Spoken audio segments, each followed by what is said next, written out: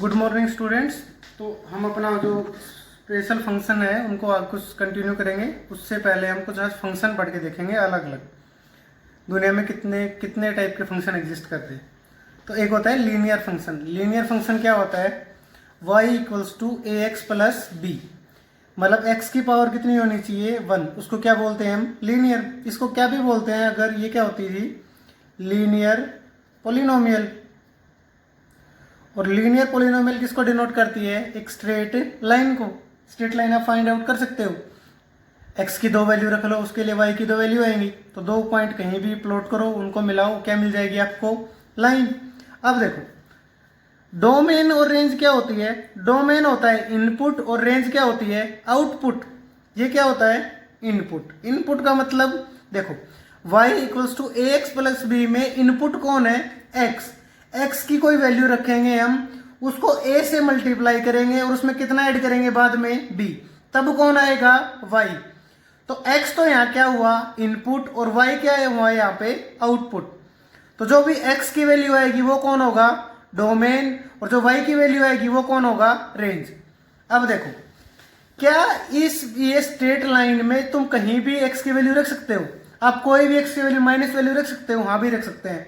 कब नहीं रख सकते आप? जब उसको रखने के बाद या तो इन्फिनिटी आंसर आ जाए, या 0/0, या इन्फिनिटी/इन्फिनिटी। कोई ऐसी वैल्यू है जिसको रखने के बाद ये कोई इन्फिनिटी बना देगा? अगर मैं यहाँ पे 10 रखूँ तो क्या आएगा? ये tan a plus b. A b की कोई वैल्यू आएगी तो y की वैल्यू प्रिसाइज आएगी। तो कोई भी x लो आप, हर एक के लिए फंक्शन एग्जिस्ट करता है। आप कहोगे भाई 3 के लिए, 3 के लिए फंक्शन की वैल्यू ये रही, 4 के लिए ये रही वैल्यू। आप कुछ भी रखो, -4 के लिए ये रही। तो कहीं भी आप x रखोगे उसके लिए कोई ना कोई y आएगा। तो डोमेन क्या है इसकी? r। रेंज का मतलब क्या होता है? y की कौन कौन सी वैल्यू आ रही है? नेगेटिव y ये रहा भाई पूरा, पॉजिटिव y। कोई कहे भी y की 4 वैल्यू कहाँ है? तो y 4 मान लो यहाँ पे है, इसके कोरस्पॉन्डिंग ये फंक्शन आएगा और उसके कोरस्पॉन्डिंग कौन आएगा? x यहाँ पे। तो x की ये वैल्यू है, उसके लिए y कितना आ जाएगा? 4। कोई -4 की बात करे तो y -4 यहाँ होगा। कहाँ पे? यहाँ पे। ये होगा -4। ये किसके लिए आएगा? x की किसी न किसी वैल्यू के लिए ये y क्या आएगा? -4। तो इसकी रेंज भी क्या है? r। क्योंकि पूरा का पूरा y रेंज में आ रहा है, पूरा का पूरा x किस में आ रहा है? डोमेन में। अब देखो, एक होता है आइडेंटिटी फंक्शन। आइडेंटिटी फंक्शन का मतलब क्या होता है? जो इनपुट है वही क्या है? आउटपुट। तो y equal to x line आपको पता होगा। ये वाली लाइन क्या होती है? y equals to x line. जितना x है उतना ही y। 1 1 2 2 3 3। इसमें भी सब कुछ एक्सपुट हो सकता है और उतनी वैल्यू क्या आएंगी? y। तो डोमेन भी कौन है इसकी? r। और रेंज भी कौन हुई इसकी? r। अब है मॉडुलस फंक्शन। मॉडुलस फंक्शन क्या होता है? देखो, जैसे ये क्या करता है कि अगर तुम x की जगह क्या रखो? 5, तो क्या आएगा आंसर? 5। लेकिन अगर x की जगह तुमने क्या रखा? -5, तो भी आंसर क्या ही आएगा? 5। मतलब ये मॉडुलस फंक्शन क्या करता है? माइनस को क्या बना देता है? प्लस। पर वो कैसे बनाता है? जैसे -5 को अगर मैं 5 बनाना चाहूं तो क्या करना पड़ेगा? -5 को एक माइनस से मल्टीप्लाई करना पड़ेगा ना। तो इसकी डेफिनेशन क्या होती है? y इक्वल्स टू एक्स अगर x किससे बड़ा है? 0 है, 0 से बड़ा है। -x अगर x किससे है? 0 से छोटा। कैसे पता चलता है ये? देखो, मैं अगर x की जगह क्या रखूं? 2, तो 2 तो एज इट इज क्या ही रहेगा? 2। लेकिन अगर मैं यहाँ पे क्या रखता? -2, तो -2 को एक बार और किससे मल्टीप्लाई करते? माइनस से। तब क्या आ जाएगा? ये आंसर 2। भैया आप यहाँ पे 10 रखो तब भी आंसर 10 आएगा, -10 रखो तब भी आंसर क्या आएगा? 10। लेकिन -10 10 में कन्वर्ट कैसे हुआ? ये मॉडुलस फंक्शन क्या करता है? अगर इसके अंदर ये x नेगेटिव है तो उसको एक एक्स्ट्रा माइनस और दे देता है। अब माइनस माइनस क्या बन जाता है फिर? प्लस। तो जब भी x नेगेटिव होगा उसके साथ क्या आएगा? एक एक्स्ट्रा -x।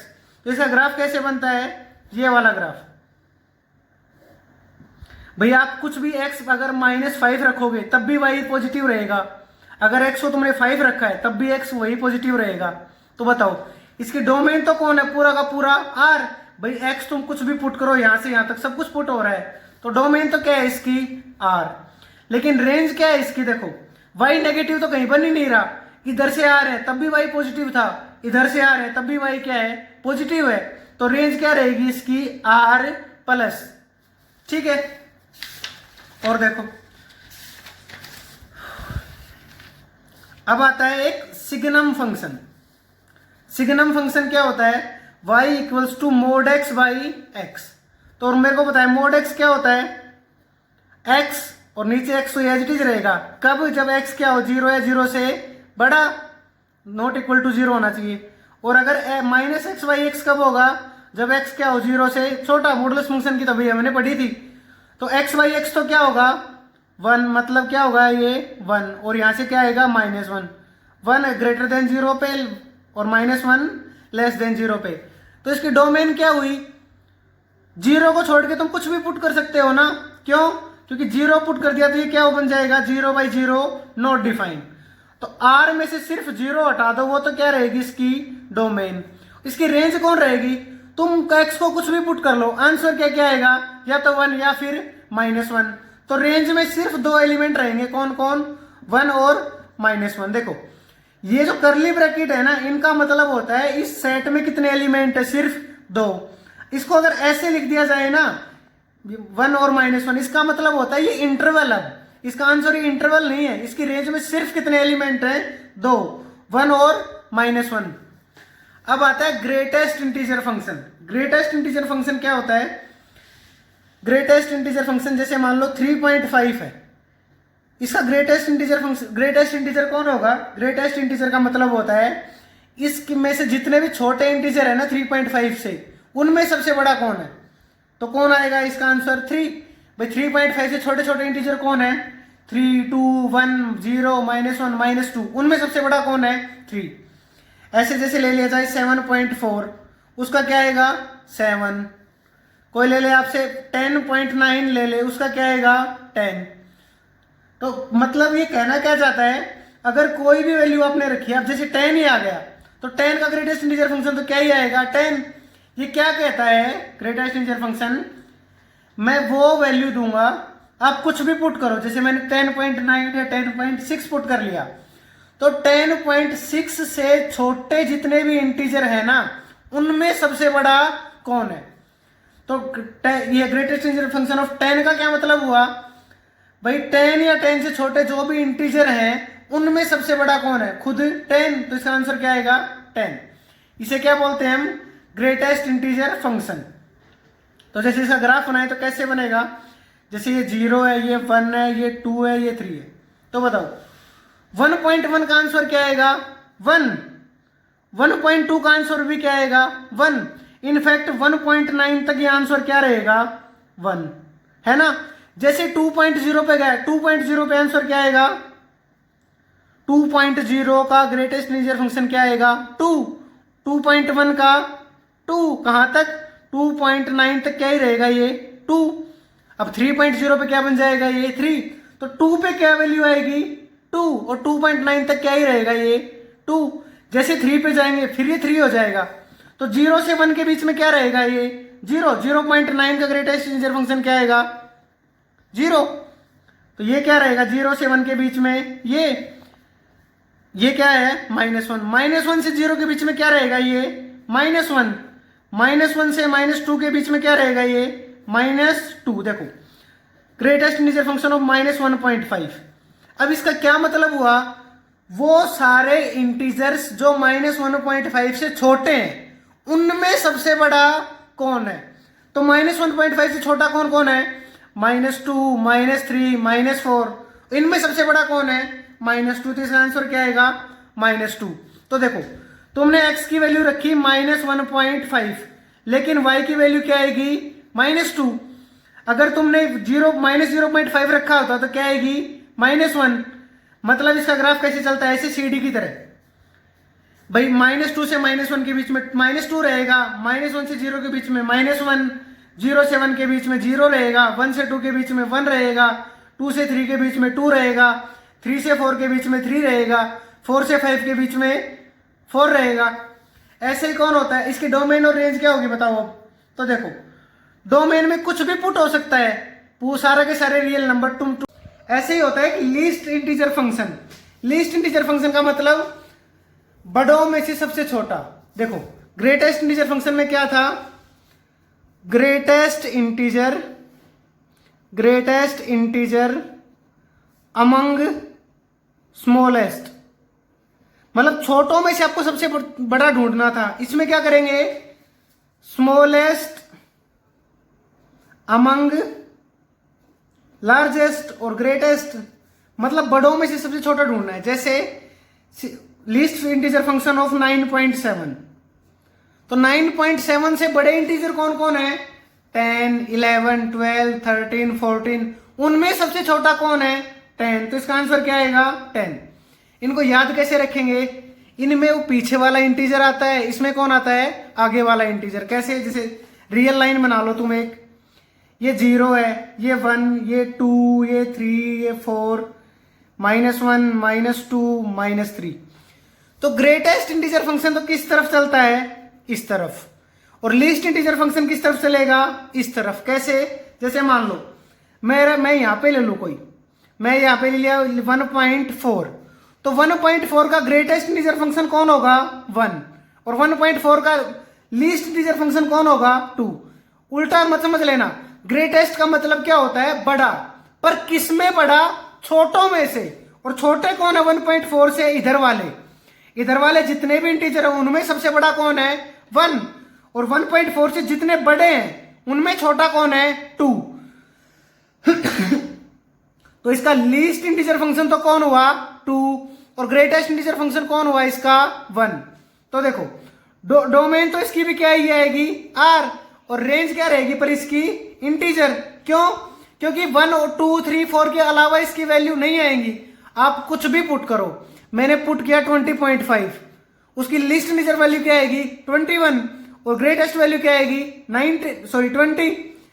तो 20.5 लोगे आप, देखो लिस्ट को कैसे डिनोट करते हैं, ऊपर वाले बार से, इसकी वैल्यू क्या आएगी, 21, लेकिन इसकी ये लगा देता हूं 20.5 की वैल्यू क्या आएगी, 20। इसको क्या बोलते हैं, ग्रेटेस्ट इंटीजर फंक्शन, इसको क्या बोलते हैं, लीस्ट इंटीजर फंक्शन। ये क्या करता है, लीस्ट इंटीजर मतलब बड़ों में से सबसे छोटा, और ग्रेटेस्ट इंटीजर फंक्शन मतलब छोटों में से सबसे बड़ा। इसको याद रखने का सबसे इजी तरीका क्या है, एक लाइन बना लो, ये इधर कौन चलता है, ग्रेटेस्ट, और इधर कौन चलता है, लीस्ट।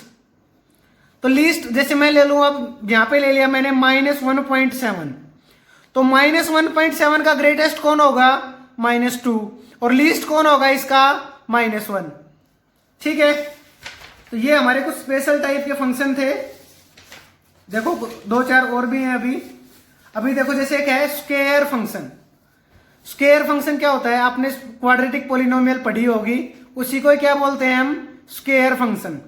तो अगर कहीं क्या आ जाए आपके पास y = x², और क्या आ जाए y = -x², तो जो अगर सिंपली x² लिखा है उसको क्या बोलते हैं हम, एक स्पेशल नाम है इसका, अपवर्ड पैराबोला।